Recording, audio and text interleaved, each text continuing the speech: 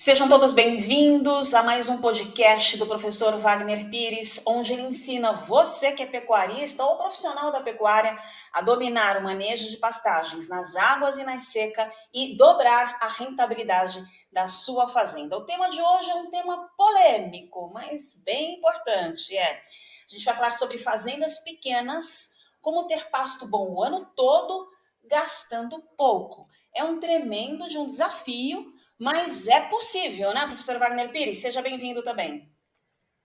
Olá, Lilian. Olá a todos.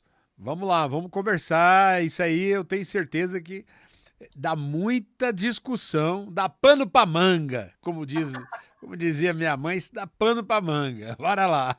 Então, antes da gente criar muito pano para manga, já quero pedir para você que está entrando aqui no podcast do professor Wagner Pires, já deixa o seu joinha para o YouTube entregar esse conteúdo para mais pessoas, para amigos pecuaristas que nem você, que talvez tenha uma fazenda pequena e acha que não dá para ter pasto bom e nem para investir porque é pequena, mas dá sim. Aproveita também, já se inscreva nesse canal se você ainda não é inscrito e clique no sininho. Para que serve esse dito cujo de sininho? Para que você seja avisado toda vez que tem um conteúdo novo no canal do professor Wagner Pires. Então vamos lá entender como é que a gente pode ter pasto bom o ano todo, investindo pouco para quem tem uma fazenda pequena. Professor, mesmo sendo pequeno, é possível e, digamos, obrigatório fazer análise de solo, não é mesmo? Ô, Lilian, tudo começa com a análise de solo. Então, é fundamental. Ninguém gosta de jogar dinheiro fora. O problema do pecuarista fazer algum tipo de correção na fazenda dele sem ter uma análise de solo é a mesma coisa que você decolar com um avião sem saber quanto que ele tem de combustível, não ter controle nenhum, não ter GPS, ter nada, tá? E no escuro vai, com certeza vai dar caca. Então, a probabilidade do pecuarista errar na adubação é muito alta. Então quer dizer, professor, que perde-se muito mais dinheiro não fazendo análise de solo e operando no escuro do que gastando para fazer análise de solo, é isso? Com certeza. Gastar em uma análise de solo, Lília, não é gasto, é você. Investimento. Não, é você otimizar o seu dinheiro. Por quê? Porque às vezes eu já vi muita fazenda que perguntava para mim assim: quanto que eu vou jogar de calcário? Quanto que eu vou jogar de calcário? Aí fizemos análise, não precisava. Então, quanto que eu vou jogar de fósforo? Quanto que eu vou jogar de fósforo? A terra da pessoa estava com números razoáveis de fósforo. Então, é importante a gente fazer a análise, a gente entender como é que está a química lá embaixo. Por quê? Porque, por exemplo, Lili, às vezes o solo não está ácido, mas ele está pobre em matéria orgânica. Se ele está pobre em matéria orgânica, a, todo o fósforo que ele colocar, tudo que ele colocar lá, os nutrientes que possam existir no solo, a planta não consegue aproveitar, não consegue pegar. Por quê? Porque não tem matéria orgânica. A matéria orgânica que retém os nutrientes e disponibiliza para a planta. Então, o negócio não é às vezes uma calagem, o negócio não é às vezes você fosfatar, é melhorar a estrutura do solo, melhorar a matéria orgânica, melhorar aquele nutriente que está faltando. Nós temos os macro e os micronutrientes. Se um deles estiver faltando, a pastagem só vai produzir no nível daquele que está faltando. Então não importa que todos os demais estão corrigidos. Então é fundamental que a gente entenda isso, o pecuarista entenda, mostre para quem vai fazer a recomendação para ele poder fazer a coisa certa. Agora, professor, fica caro também se ele fizer análise na fazenda inteira e não é necessário, né? Lilia, não é que. Veja bem, a gente tem tudo, a gente tem que ter bom senso. Existem fazendas, regiões do Brasil, que você tem, em uma fazenda, você tem 3, 4, 5 tipos de solos diferentes, tá? Mas tem regiões em que aquilo você faz análise aqui, você faz lá no fundo da fazenda, faz em outro lado lá, e dá praticamente tudo a mesma coisa. Ótimo, tudo bem. Você sabe como é que está aquilo. Fez uma vez só. Então, daí para frente, você vai gastar menos, você vai otimizar mais, então vai. Mas para descobrir isso, é preciso a gente partir de um início. E o início é a gente conhecer todo o solo da fazenda. Então, ó, você que tem fazenda pequena e acha que para ter pasto bom o ano todo você vai gastar muito, já vem aí já o primeiro aprendizado. Você tem que fazer análise de solo, porque não fazer é que pode ter prejuízo, tá certo? Agora, professor, a escolha correta da forrageira pode reduzir a necessidade de intervenções caras? Olha, pode, porque é o seguinte: se você fizer a opção por comprar uma forrageira pouco exigente de fertilidade, necessariamente a pessoa não precisa investir tanto em correção. Mas ele também vai ter que aceitar os níveis medianos que aquela forrageira vai entregar para ele. Tá? Se ele quiser ter algo mais, ele quiser ter uma gramínea mais exigente, quiser ter uma pastagem com um teor de proteína maior, quiser ter uma produção de massa maior, ele vai com certeza ter que melhorar a fertilidade do solo na fazenda. Então, é tudo questão olha, às vezes a pessoa ele opta por não querer gastar muito, ele compra um carro 1.000.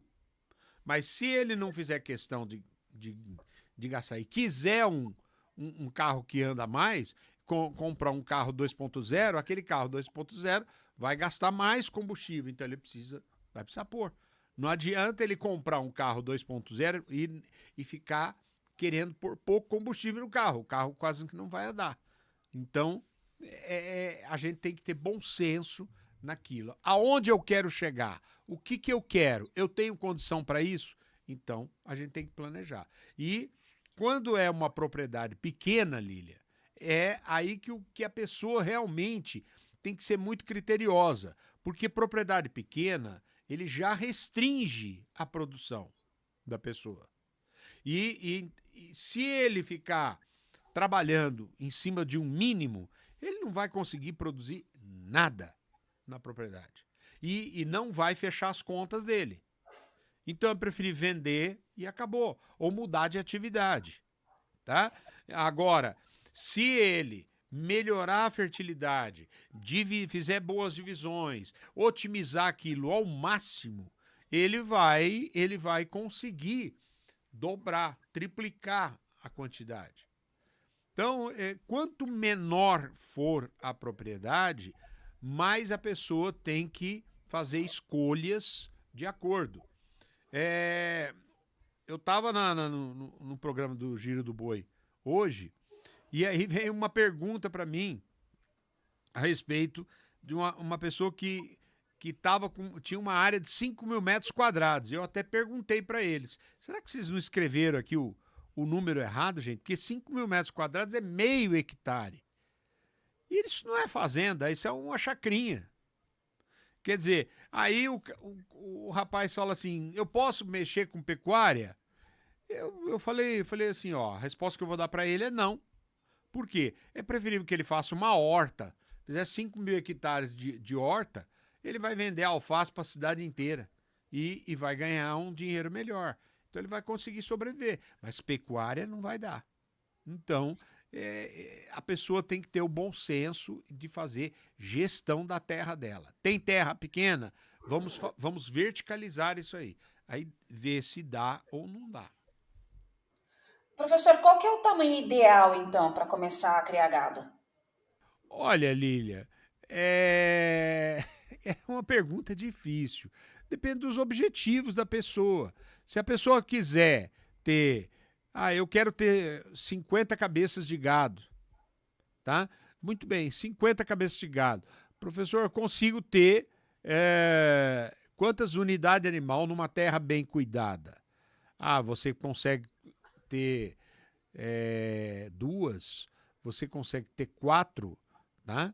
Cabeças? Consegue, dá para fazer. Ora, Lília, se ele quiser tiver condições de colocar 4 unidades de animal na fazenda dele, ele pode. 4 vezes 50 vai dar 200 cabeças de uma unidade animal.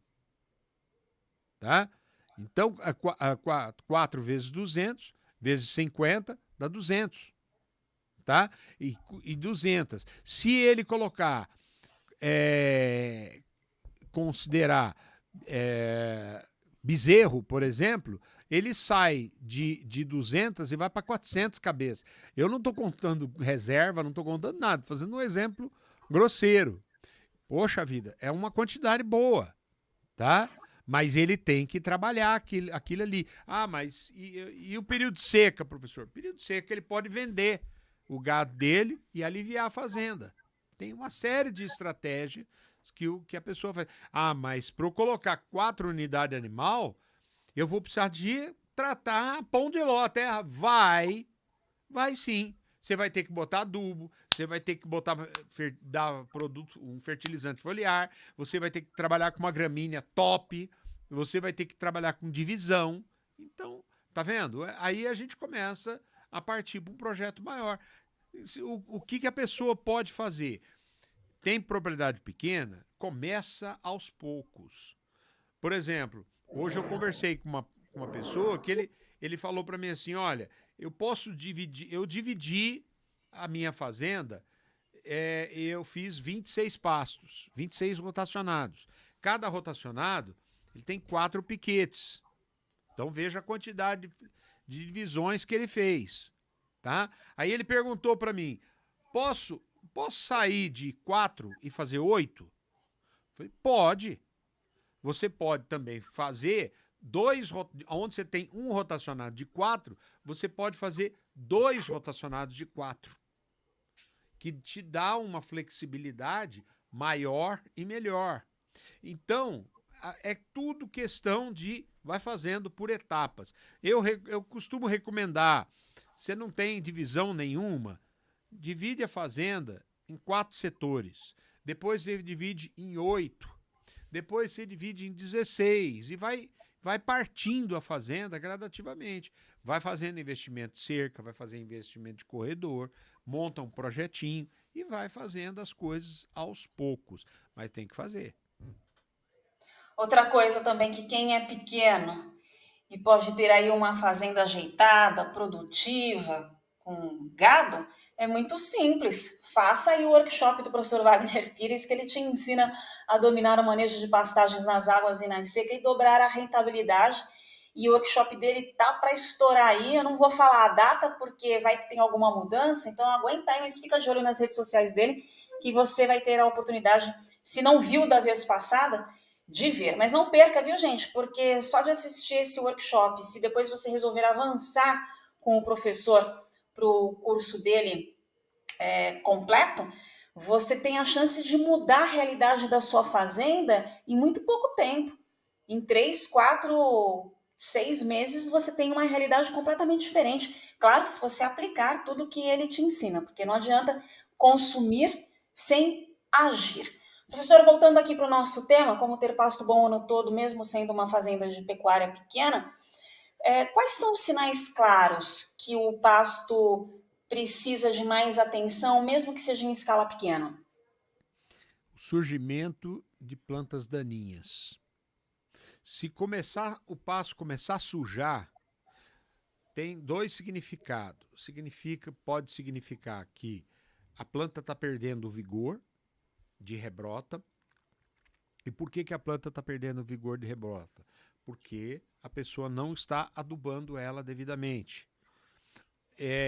Também a planta pode estar perdendo vigor porque você não está manejando a planta corretamente. Então o gado está rapando o pasto. quando o gado rapa o pasto, a planta deixa de crescer e aí ela passa a ficar estagnada. E aí ela fica estagnada, começa a surgir plantas daninhas. Então, o surgimento de plantas daninhas já é uma segunda consequência de um pasto mal manejado e um pasto de baixa fertilidade. Tá? Então, tem que avaliar o que está acontecendo. O pasto não cresce, tá? É uma degradação. Estão surgindo espaços vazios, é outra degradação que está acontecendo. Tá, não está suportando gado na fazenda, é degradação. Então, todos esses sintomas, eles acabam interagindo. E isso leva ao quê? Leva a problema de fertilidade. Não adianta você querer fazer adubação num pasto sujo. Porque se você tem pasto sujo, você tem plantas daninhas que estão estabelecidas. Se você tem plantas daninhas que estão estabelecidas, você tem um sistema radicular muito agressivo por debaixo da terra. Tá? Então, se você adubar, você vai perder dinheiro. Então, primeira coisa que você tem que fazer, eliminar as plantas daninhas. Segunda coisa que você precisa fazer, dividir melhor a sua fazenda. Se você eliminar a planta daninha e dividir melhor a fazenda, você dobra a rentabilidade da fazenda. Dobra, tá? Agora, tudo isso vai aos poucos. Aí, depois disso, vem o quê? Vem a adubação. Professor, se o manejo do pasto for feito adequadamente, o pequeno pecuarista ele consegue prolongar a vida útil desse pasto, evitando custos futuros? Com certeza, Lília, com certeza.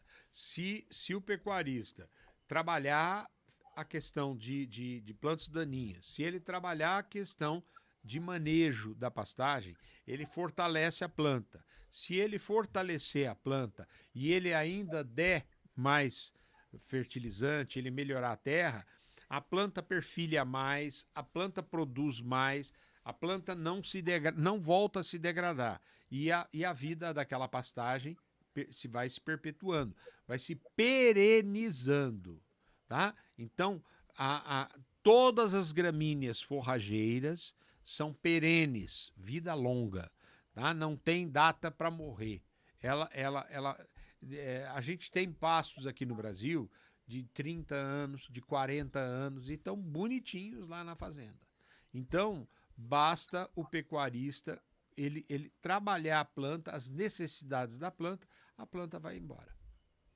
E professor, fazendo tudo isso que você acabou de dizer, ele consegue fazer com que o gado dele tenha mais saúde, que a carne dele, o leite dele tenha mais qualidade, mesmo ele sendo pequeno. Sim, com certeza. Agora, tudo tem que ser feito conta, porque aonde eu estou, aonde eu quero chegar, dá para chegar lá? Aí nós vamos discutir os números, tá? Dá para chegar. Hoje em dia, Lília, as tecnologias estão aumentando, tá aparecendo, todo dia está aparecendo coisas novas para você manejar e fazer o uso das tecnologias. Então, coisa que não existia antigamente, agora existe e ajuda a fazenda a ter mais capim e melhor capim. Então, é tudo questão do pecuarista experimentar, do pecuarista testar e do pecuarista colher os resultados. Qual que é a melhor forma de lidar com a água para o gado se ele é pequeno, professor? A melhor forma de você trabalhar a água é distribuir a água de forma equitativa entre os pastos. Então, se você tem uma propriedade pequena e você tem um poço artesiano na fazenda, ou semi-artesiano, é importante você buscar aonde está o ponto mais alto da fazenda. Eu posso fazer botar uma bomba nesse poço e jogar água para esse ponto mais alto da fazenda, e de lá Eu posso distribuir para a fazenda toda? Dá. Então, bora fazer, certo? Se você colocar água em diferentes pontos da fazenda, você facilita a chegada do gado. O gado vai beber água 5 vezes ao dia, tá? E a gente não pode ultrapassar a distância de até estourando até 600 metros, mas o ideal é menos, é 300. Tá? Então, se o pecuarista fizer um investimento em cima disso, ele vai ter um resultado diferenciado.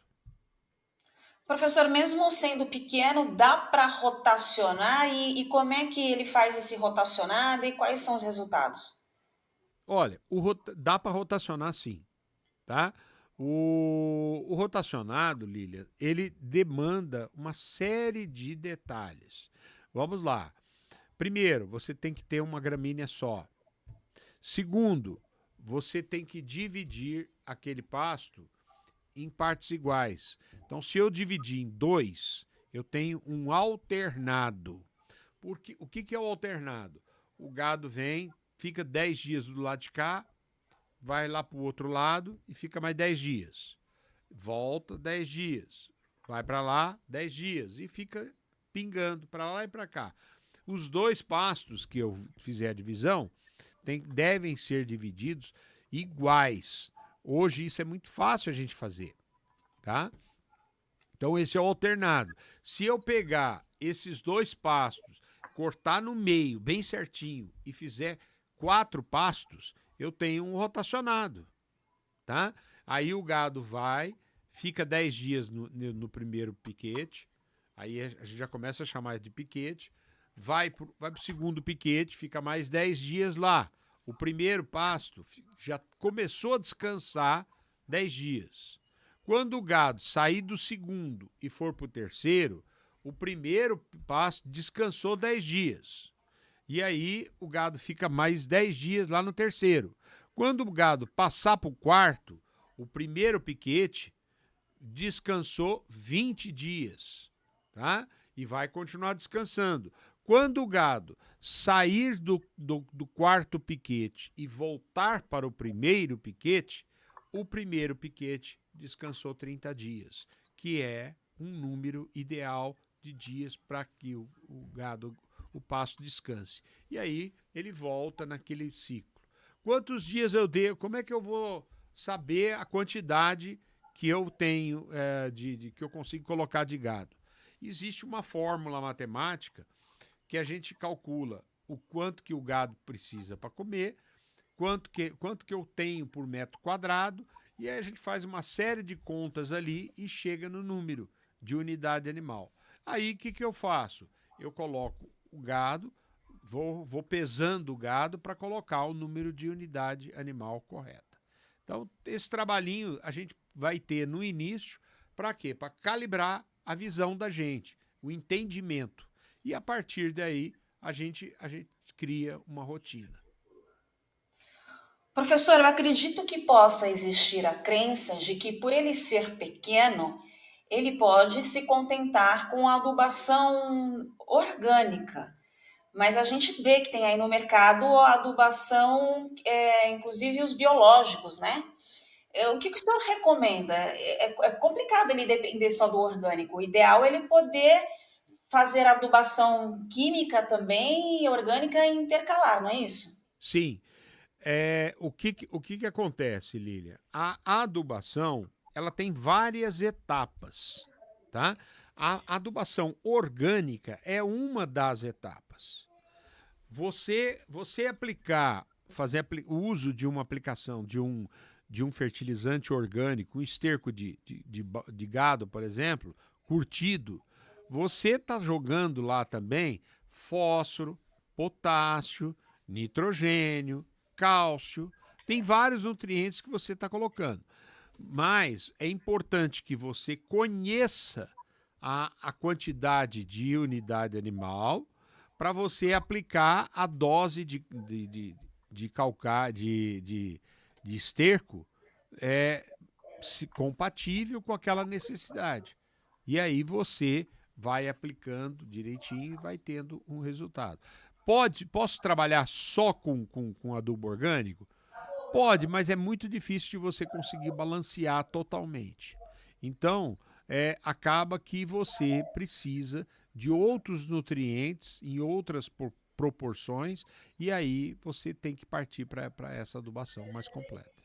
Professor, às vezes também pode existir a crença que por ele ser pequeno, ele leva lá a fazenda como Zeca Pagodinho. Deixa a vida me levar, a vida leva eu. E não é, ele sabe que tem que ter monitoramento. Que tipo de monitoramento até mesmo quem é pequeno tem que fazer? Uai, é muito importante isso. Vamos entender uma coisa. Você é dona de casa. Aí você vai no supermercado e faz a compra do mês, tá? Aí você coloca na sua despensa. E o mês vai correndo, passa a primeira semana, passa a segunda semana. O que você faz periodicamente? Você abre a geladeira, abre o armário e vê, passa o olho ali e vê como é que tá os nutrientes. Está sobrando ou está faltando? De repente você fala assim, poxa, a carne acabou, porque nós fizemos um churrasquinho no domingo e a carne já está acabando. Vamos dar uma corridinha no supermercado e vamos comprar uns filezinhos aqui, um franguinho, para a gente fazer hoje e amanhã. Você está monitorando, tá? Mãe, acabou a bolacha, tá? Você vai providenciar a bolacha. E assim por diante. Então, você tem que monitorar. De que forma que o pecuarista monitora? Está dando ganho de peso? Quanto que está dando de ganho de peso? O gado tá comendo bem? O comportamento do gado, tá? O gado tá saudável, o gado tá bem, tudo bem, certo? Agora, o gado, por exemplo, você quer ver um sinal de problema de fertilidade? O aumento do consumo de sal mineral. Quando o gado começa a lamber demais o sal mineral, isso é indício de deficiência. Tá? Quando o gado começa a rebaixar demais o capim, é sinal que coisa errada, tem muito gado comendo. Então, o vaqueiro ou o pecuarista tem que monitorar a altura do capim. Quando ele coloca mais fertilizante, o capim cresce mais, cabe mais gado. E aí ele usa mais, porque ele sabe também que o capim está crescendo mais. Agora, quando o capim está muito baixo, o capim não está respondendo. E aí, ou ele tira gado daquele pasto e abaixa a taxa de lotação, ou ele começa a fazer uma adubação. Professor, tem alguma coisa que a gente não tenha falado ainda nessa questão de que é possível ser pequeno e ainda não gastar muito para poder ter uma pecuária excelente? Alguma coisa que você queira pontuar que eu não tenha perguntado ainda? Tem. Ah, quando o pecuarista ele é pequeno, ele tem que olhar nos mínimos detalhes o comportamento do pasto.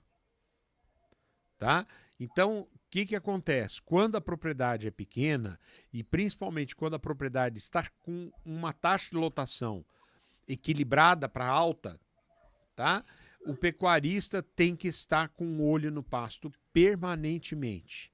Para quê? Para ver se o pasto está sendo rapado, se o pasto não está sendo rapado, se o pasto está rebrotando satisfatoriamente. E aí por diante. Aí ele vai começar a analisar por que não está rebrotando, por que o pasto tá cabendo menos. Tem algum problema com o pasto. Aí vamos investigar e com certeza nós vamos chegar na parte de manejo ou de fertilidade. Professor, lá no começo do podcast, você foi muito claro, muito categórico ao dizer que se não está cuidando direito e não está tendo retorno, se livra logo, sai da atividade. Não, né? Mas vamos, o senhor é sempre tão motivacional, vamos motivar esse povo para não desistir. Qual que é o seu conselho? O que ele tem que fazer certo para não desistir da atividade, mesmo sendo pequeno? O que ele precisa fazer? Ele precisa acreditar. precisa medir, aprender a medir o gado dele. Então, tem várias formas da pessoa medir, Lília. Por exemplo, eu não tenho balança. Tá bom. Existe uma técnica que ele passa uma fita em volta do animal e mede a barriga. Às vezes minha mulher passa uma fita na minha barriga para ver se está grande ou tá pequena. Entendeu? É o olho. Tá? Se o gado tá fininho, tá bem esbelto, para ele não vai ser bom, tá? Então, é um jeito da pessoa olhar. Mas eu não tenho balança. Então tá. Existem aplicativos hoje que o pecuarista pode adquirir, um aplicativo que ele coloca a câmera dele num cavalete e ele passa o gado lá no curral na frente do aplicativo. E o aplicativo vai dar uma estimativa de peso para ele. Então tem um monte de forma. Tem o vizinho, usa a balança do vizinho. O que não pode é o pecuarista falar assim: eu peso meu gado, professor. Você pesa? Como é que você pesa? Pesa na hora de vender. Vai a merda. Então, não pode. Não pode. Ele tem que ser profissional. Se ele não for profissional, saia da atividade. É uma pena o que a gente está falando, mas é uma realidade. Ou então, repense a forma. Agora, não queira me convencer, eu, com 40 anos, de que ele está certo e eu estou errado. Porque até agora, eu só realizei mudanças na vida das pessoas de quem eu ensinei para ele o jeito certo, o cara me seguiu e falou: legal, eu consegui mudar, professor. Se esse cara que está me assistindo continuar achando que ele está certo e eu estou errado, boa sorte, caboclo. Segue o teu caminho que a gente segue o nosso aqui. Até tirei o óculos aqui para não dar reflexo. Olha só, eu tenho uma novidade para vocês, que em breve será lançado o programa, é um novo podcast, em outro formato, porque não seremos só eu e o professor. Seremos 3, o professor Wagner Pires, eu e um aluno do professor Wagner Pires, que já aplicou a metodologia do Wagner e conseguiu dominar o manejo de pastagem nas águas e na seca, e durante o ano todo, né? Seja no período das águas e da seca, e ainda dobrou a rentabilidade. Então, aguardem, porque vem aí o podcast com depoimentos incríveis de pessoas que realmente transformaram a fazenda e vem, inclusive, levantando a curiosidade de outros pecuaristas. Mas como? Você nem é da pecuária, vem aqui só no final de semana, que milagre é esse? Não existe milagre, gente. O que existe é conhecimento. E eu vou deixar aqui 2 frases que eu uso muito, eu martelo muito na cabeça dos alunos do professor Wagner Pires, que são: primeira frase, o mercado não exige que você seja grande. O mercado exige que você seja profissional. É isso que o professor fala, não importa o seu tamanho, você tem que ser profissional. E a segunda frase é: o sucesso que você não tem está na semente do conhecimento que você ainda não plantou. Pegou essa semente? Quer plantar essa semente do conhecimento? É fácil. Participe do workshop do professor Wagner Pires, que vai acontecer agora em setembro. Não vou dar a data precisamente, porque ainda está no forno. Sempre que ele lança um workshop, sempre tem uma coisinha ou outra diferente, mas continue acompanhando o professor nas redes sociais dele, lá no Instagram, aqui no YouTube, no TikTok, que você vai ter informações sobre o workshop que vai acontecer agora em setembro de 2024, tá bom? Professor, mais uma vez, muito obrigada pela oportunidade de participar do seu projeto aí, a gente já está indo para o 5º ano juntos, e de fazer parte do legado que você está deixando. Ô, Lília, hoje eu ouvi uma frase que a pessoa falou assim: Wagner Pires suja a botina. Então, eu sou um profissional de 40 anos no mercado que suja a minha botina. Faz 40 anos que eu rodo o Brasil e rodo para valer mesmo, andando andando tudo quanto é fazenda, vendo as situações e tudo. Então, eu não tenho medo de ensinar, eu não tenho medo de afirmar para as pessoas que estão fazendo o meu, participando das minhas lives, que vão assistir o meu curso. Assista e você, querendo, você muda a sua história. Se você não quiser, nem Deus vai fazer milagre. Então, não perca seu tempo. Vai no boteco, vai tomar uma cerveja, vai passear, vai namorar. Mas não faça o curso, porque você tem que querer. Se você quiser, você vai pegar os 40 anos de experiência aqui do velho e vai realmente mudar a sua história. O pessoal, quem não tem resultado, né, acaba sendo bom em desculpas. E sempre coloca a conta em Deus. Não coloca a conta em Deus, não, que Deus faz a parte dele. E a tua é o quê? É acompanhar as lives do professor Wagner Pires, é fazer o workshop de pastagem que ele vai dar para você gratuitamente, que você já vai aprender muito nele, e depois avançar, ir para o próximo nível. Mas como ele disse, é para poucos, é para quem quer de verdade. A gente se vê aí nas lives, nos podcasts, nos programas, no workshop, tudo de conteúdo gratuito e com muito valor que o professor Wagner Pires transmite. Obrigada, professora. Até a próxima. Tchau, tchau, Lilian. Tchau a todos.